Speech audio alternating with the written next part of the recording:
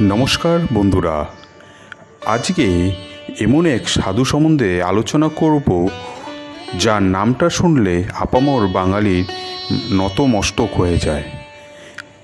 তিনি কাউকে শিষ্যত্ব না দিলেও জ্যৈষ্ঠ মাসে তার তিরোধান দিবসে বাংলার ঘরে ঘরে লক্ষ্মী পুজোর মতো তিনি পূজিত হন। তিনি আর কেউ নন, সকলের নাথ লোকনাথ ব্রহ্মচারী। তার বিখ্যাত অভয়বাণী যা বাঙালি জাতিকে আজও বিপদের দিনে সহায় করে রেখেছে।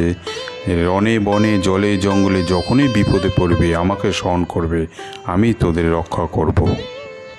বন্ধুরা, এবছর 2024-এর 2রা জুন বাংলার 19শে জ্যৈষ্ঠ রবিবার লোকনাথ বাবার তিরোধান উৎসব পালন করা হবে। এই উপলক্ষে এই ভিডিওটা নির্মিত যে বাবার পছন্দের ফুল কী, ফল কী এবং বাবার বিভিন্ন দিকগুলি নিয়ে আলোচনা করব এই ভিডিওর মাধ্যমে, যাতে আপনারা বাবাকে খুব সুন্দরভাবে পূজা দিতে পারেন, যাতে বাবা তুষ্ট হয়, আপনাদের মনস্কামনা পূর্ণ হয়। সুতরাং ভিডিওটি দেখতে থাকুন, ভালো লাগলে লাইক বা শেয়ার করতে ভুলবেন না প্লিজ। যেমন লোকনাথ বাবা পুজোর জন্য ফলের দরকার। এবার বলুন তো কোন ফল বাবা খেতে ভালোবাসে? শোনা যায় তালের শ্বাস জাম ছিল তার সবচেয়ে প্রিয় ফল। এই ফল দিয়েই তার পুজোর ভোগ সাজাতে হবে, তা না হলে কিন্তু পুজো অসম্পূর্ণ থেকে যাবে।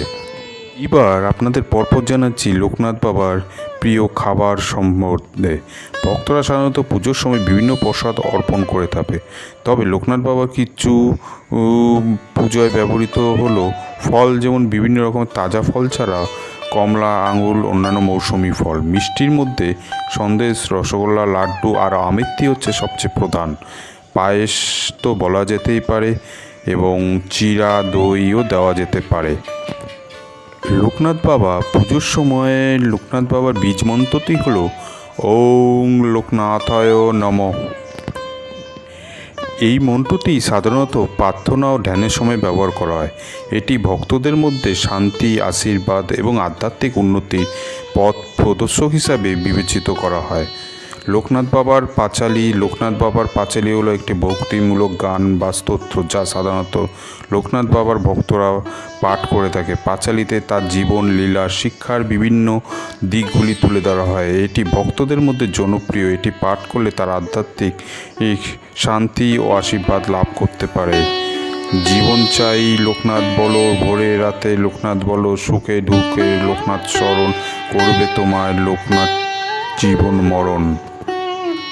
লোকনাথ বাবার পুজোর সময় যে মিষ্টান্ন ভোগ দেওয়া হয় তার মধ্যে কিন্তু খুব যেটা প্রয়োজনীয় সেটা হচ্ছে মিশ্রি, তাল মিশ্রি, যে কোনো সাদা মিষ্টি। এগুলি লোকনাথ বাবার কিন্তু খুবই পছন্দের মিষ্টি। এবার পুজো করতে গেলে তো ফল মিষ্টি ছাড়াও যেটা খুব প্রয়োজনীয় সেটা হচ্ছে ফুল।